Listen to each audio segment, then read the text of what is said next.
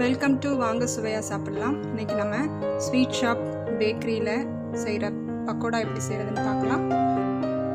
இன்றைக்கி நம்ம ஸ்வீட் ஷாப்பில் விற்கிற பக்கோடா எப்படி செய்கிறதுன்னு பார்க்கலாம். இதுக்கு 1/4 கிலோ கடலை மாவு எடுத்துருக்கிறேன். இது கூட 4 டேபிள் ஸ்பூன் அரிசி மாவு ஆட் பண்ணிக்கிறேன்.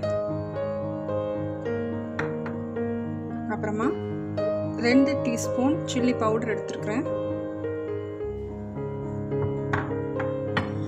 இதுக்கு ஒரு 1/2 டீஸ்பூன் பேக்கிங் சோடா யூஸ் பண்ணணும். ஒரு 1/2 டீஸ்பூன் எடுத்திருக்கேன். 1 டீஸ்பூன் சால்ட் எடுத்துருக்கேன். சால்ட் நம்ம அட்ஜஸ்ட் பண்ணிக்கலாம். இதுக்கு 2 மீடியம் சைஸ் பல்லாரி வெங்காயம் எடுத்திருக்கேன். இதை கட் பண்ணி வச்சுருக்கிறேன். இதையும் ஆட் பண்ணிடலாம்.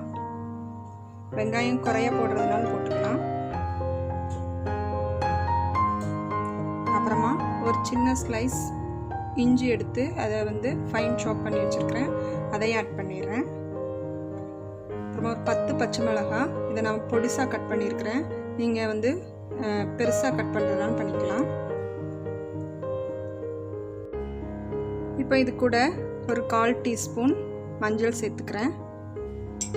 அப்புறமா கொஞ்சம் கறி லீஃப், கருவேப்பிலை எவ்வளோ வேணாலும் போடலாம். கொஞ்சம் பெரிய சீரகம், சோம்பு, இது நல்லா வாசமாக இருக்கும்.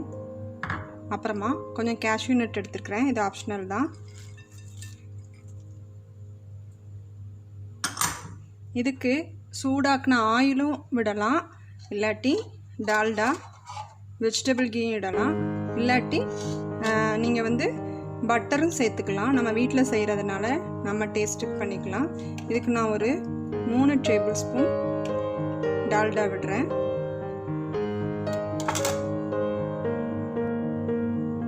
இப்போ இதை நல்லா மிக்ஸ் பண்ணி விட்டுடலாம். இதுக்கு தண்ணி ரொம்ப பார்த்து தான் சேர்க்கணும். ரொம்ப குறைவாக தான் இதுக்கு தண்ணி தேவைப்படும். இந்த வெங்காயம் எல்லாத்தையும் நல்லா கையால் பிசிறி விட்டு அதில் உள்ள அந்த வாட்டர்லாம் இறங்கி வரட்டும். இப்போ இதில் கொஞ்சமாக தண்ணி ஊற்றி மிக்ஸ் பண்ணிக்கலாம். இது இப்போ நான் மாவோட முதல்ல எல்லாம் மிக்ஸ் பண்ணியிருக்கேன்.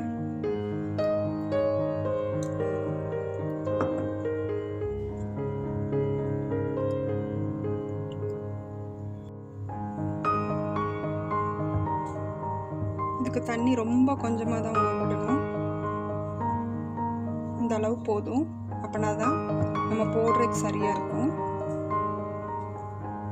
இதை இந்த ஷேப்பில் இப்படி எடுத்து போடணும். இப்படி அள்ளி போட்டோம்னா ரொம்ப உதிரியாயிடும். அதனால் கொஞ்சம் ஷேப் பண்ணி புதுசாக செய்யும் பொழுது கொஞ்சம் இப்படி கையில் வச்சுட்டு இப்படி ஒரு அழுத்திட்டு இப்படி போட்டால் போதும். ஆயில் சூடு பண்ணிகிட்டு இருக்கிறேன். ஆயில் சூடாயிருச்சு. நம்ம இப்போ மிக்ஸ் பண்ணி வச்சுருக்கிறத எடுத்து இதில் போட்டுடலாம். இப்படி ஜஸ்ட்டு நம்ம புதுசாக ட்ரை பண்ணும்பொழுது இது மாதிரி ஈஸியாக வந்துடும்.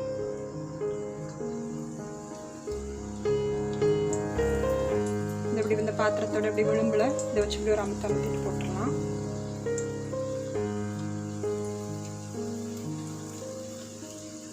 நம்ம அப்படியே கையில் அள்ளிட்டு போடும்பொழுது நிறைய உருந்துரும். அந்த பக்கோடா நிறைய ஆயில் குடிக்கும்.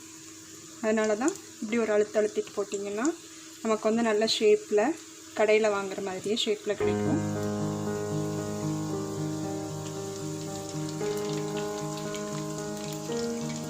இப்போ நம்மளுடைய பக்கோடா ரெடி ஆயிடுச்சு. இதை நம்ம பிளேட்டுக்கு எடுத்துடலாம். இது மாதிரி எல்லாத்தையும் ஃப்ரை பண்ணி எடுத்துடலாம். இப்போது நான் இதை ஒரு பிளேட்டில் தனியாக அழுத்தி வச்சுருக்கேன். அப்போ ஈஸியாக எல்லாம் ஒரே டைமில் ஈவனாக குக் ஆகிடும்.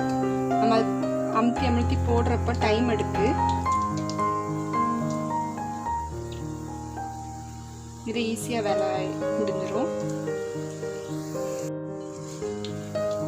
இப்போ நம்ம செகண்ட் டைம் போட்டதும் ரெடி ஆயிடுச்சு. இது மாதிரி எல்லாத்தையும் ஃப்ரை பண்ணி எடுத்துடலாம். இப்போ நம்மளுடைய பக்கோடா ரெடி ஆயிடுச்சு. கேஷ்யூ பக்கோடா. நீங்களும் இது மாதிரி வீட்டில் ட்ரை பண்ணி பாருங்கள். ட்ரை பண்ணி பார்த்துட்டு என்னுடைய வீடியோவுக்கு லைக் கொடுங்க. சப்ஸ்கிரைப் பண்ணாதவங்க சப்ஸ்கிரைப் பண்ணுங்கள்.